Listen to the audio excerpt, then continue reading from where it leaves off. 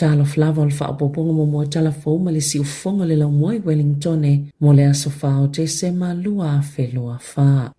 Na whaaliele pola kalame le checkpoint ale le teo New Zealand o le lapata inga se whailafu manu Australia na afia fo i le whaamai o le bird flu i le au whailafu manu New Zealand e whaitau maasina e toi whaalileia ma mawhaiana toi whaafo i ai mua i whaatoanga ina ia toi mawaini fua moa wa whaamaunia le afia se lafu mwai o tāko e pule ina le mainland poultry i se siama i mutua pipisi lava maonga o le H7N6 o le taimi mua mole wa mawailea vaenga o le avian influenza i tutono New Zealand. Ma e ono fōlinga mai na pipisi mai manu e peo swans po pato ma whaatuputele ina mai ai lava. E le isa so tanga i whaamai na pipisi talawai nei au sa tālia. O le asole o amata whawhasi ma te aimu e walu se fulu a se lafu i o tako i au sa tālia. E silia male 2 miliona leo whainga o moana whawhasi mate. Ma ili silia male se fululua ni lafu manu. Talo na pepesi le avian flu. Ile maasina o me ile nei tausanga. Na tawe Bradley McAuliffe o se whai lafu moe whaafua mai fua mo i Australia. E luania na lafu manu na afia mai le bird flu. Ma na whaamalo sio na tape le whaitau se lau wafio moa mai ana lafu. Saia tawe le checkpoint. E ono maasina tal mai whaamauninga mo mol whaamai i ana lafu manu. Ai olea whaato ato e amata ona toi suia tu moa ia na lafu i ana afia. Ma o stolanga whaanua noa le vaia ole iai o le whaamai i lafu moa i tutono New Zealand. Pe ona saunua le whai lafu manu i tutono au se tālia.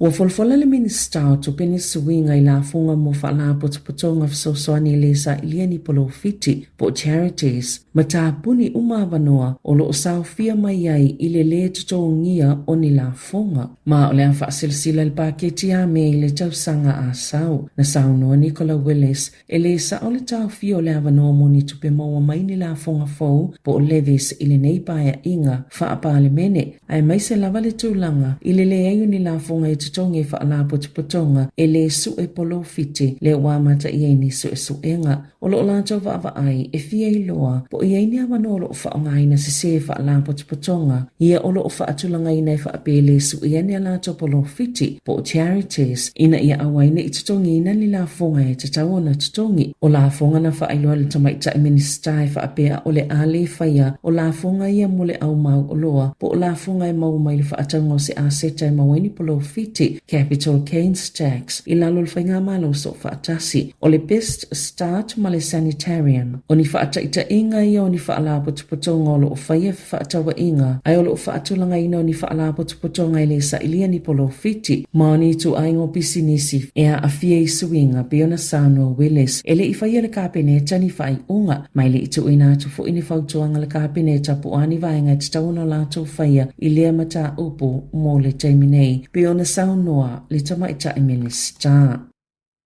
E o atu ile to fitu se fulu afe tangata o lo sa ili ni ngā luenga o le ailo ilo ta ito atasi ma whaieni fufuanga ni ngā luenga mo i lātou e sa ili aini a lātou ngā luenga. Sa whaalia le minista mo le atina e ngā wanga fsota e ngā luenga Louise Upston. O tangata ta ito atasi umai o lo ienga lātou case managers po o sui o le mata ngā luenga o lo langolango ma fsosoani i a lātou mata upo o le aanga waa i avanua e ma whaiona ilo ilo ai po ani whaafi tauli o lo poloka ile mauoni a lātou ngā luenga. E pe yoa o onga a wala i ngā luenga o ni vaenga o whainga tāo na tuu tūlanga le soifua maloloina ma whaafi tauli i le vaenga o tamaiti. O le awa ai fo i le ilo ilonga i whaafi tau le pe o le whai tau ma le tusi o whea o iele sila fia le te kono losim whaamaumau o le tō la fono po o whaamasinonga o ia tangata taito o tasi. E ngā lulu e whaatasi le tangata sa ili ngā luenga ma le sui o le ofisa e tā pena se whainga po o se fuafuanga e au fieni whaatinonga ua maali lia i ai ma le taimi whaatapula aina e te tau o na whaamae ai. Na sauno le minsta e se fulu afe tangata ia ua foina atu i ai ele matanga luenga le awanoa mo ia fisoa soani. Ma o ilatou i o le amo mona wha ngā solo a lātou fuafuanga a wale suenga o ngā luenga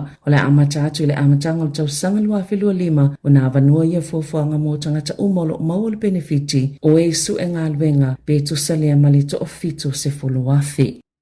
O la tau fia le sanitarium le ngau singo le peanut butter o na ua tau le mo umiaina. Na whaalia le company le le teo New Zealand na tau fina tau ngau si le peanut butter i le whaai unga i o lai. Sa whaia le whaai unga i sa teimi mua atol nei tau sanga ina ia tau fia lo le ngau singo la tau peanut butter o na ua whaai titia tangata i whaatawina whaatase le tele o isi tu ainga ua fia i ai tangata. Sa mumoli le whaaftaia le company le sanitarium health food i tangata sa fia whaataula la tau o loa i le se lau tau sanga ua tuanai. Sa whaia fo i le whaai unga le amatanga le tau sanga e tau fia na tau ngaosi ni muesli, granola, flake, cluster, ma puff cereal. Amatatu ia unia le tau sanga a sau. E tele nisi o i tu ainga o peanut butter fou na whaatawina i nei tau sanga o tuanai atu. I se saililinga i lunga o penga fsota inga le Woolworth na whaalia ia lata i le valu se fulu ni tu ainga o loa peanut butter. Na whaalia le sanitarium o le awanoa lea o le ave ai le whaamua ia lata o loa le Whitbix ma le Up and Go whaapea manisi fuafuanga a le kamupani.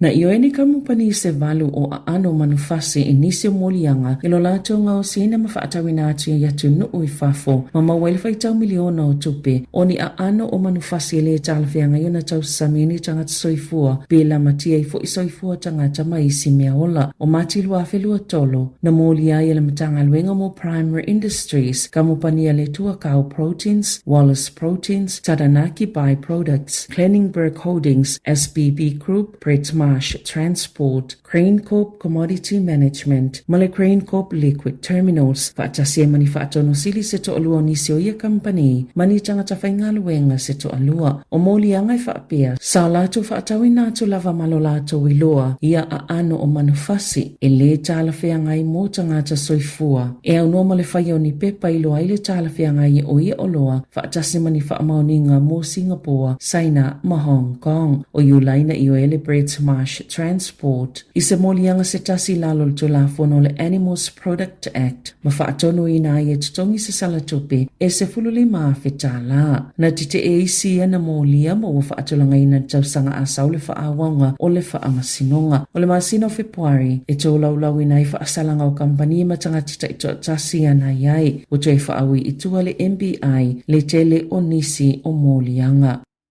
Sa whaalia le matanga luenga o le manusi anga whaafitafita New Zealand o le aso sfulono te sema e te tawana amata i ngā luenga o le ave isenga le swau umai le vaa o lo ngoto i ngā taifale o Sāmoa o le masina o kitopa no ngoto ai le vaa ina ua paulia ia au o tafito ala. Na sauno whaurulunga o le matanga luenga o le puipuinga i lumos komite whaapale mene i le asolua. Ua whautua ina i la atoa le kampani e whaia le ngā luenga e whaapetu sa malilua sifulu aso o le a whaanga solo i le ave isenga o le swau a whaale tonu le langa o le tau, o le a wha umi ai fo i le ngā luenga. Na te ena le minista o le puipuinga, Judith Collins, se manato na whaalia le whaipule le leipa pene henare, e whaapea ua le fia tangata enu nofo la talata, i le vaenga o ngotoa i le vaa, o na ole le lava o le langolango, mai le Navia New Zealand, ma le tuaio se ngā yo inga o whaia i le vaa, o sauni le otako e malanga i whaawau le ngā luenga, i le mana wanui.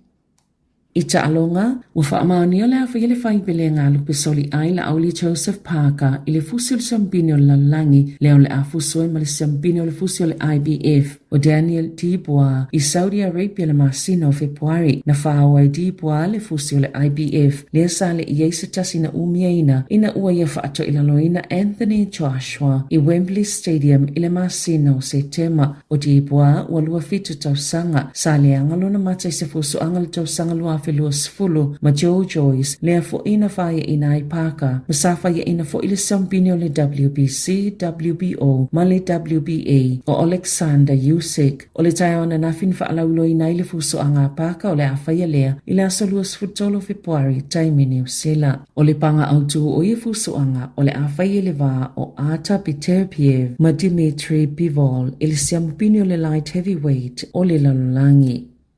Na whaatoa whaalauloa na whaalawa I tele le asoa na nafi, le ingoa le tamata alo lauiloa le na ioe I le molianga o lona whaaleanga ino ni mea tō tino malona loto iai I se fia na whai kalai estete, ma le li o Sevu Rees o le Crusaders ma le olo peleki. Sa whailoa ina foi, sa whaiani tonga fitinga mo whaafitau le ava malosi o Rees, ma ele I toi tango fia lava le pia talo mai le aso na loka ina I leo leo, ele I whaamawina le solito la fono, ale la kapi ile tola ulongo lona whaasalanga le tae na nafi. O le whaalua I leo na sao mai o Rees I se whaasalanga e whaamawina I sana solito la fono. O le tausanga lua fesfulvalu na ioe fo I Rees I se molianga o le whaao lima I lana paanga saya I lea taimi peita I sale I whaamawina lana solito la fono. Na whaalea ngaina le whaatononga e tau fia le whaalau I lua whaalawa I tele o le suafo le ali o Rees ina ua mai o na fonga ina lona whaasalanga I whawhano le whale whaamasino na sauno ile ali ita alo I lona maasiasi mai e whaato e se hai. E lua awhi Tala na whaatonuina le tamaita I whaamasino e totongi e Rees.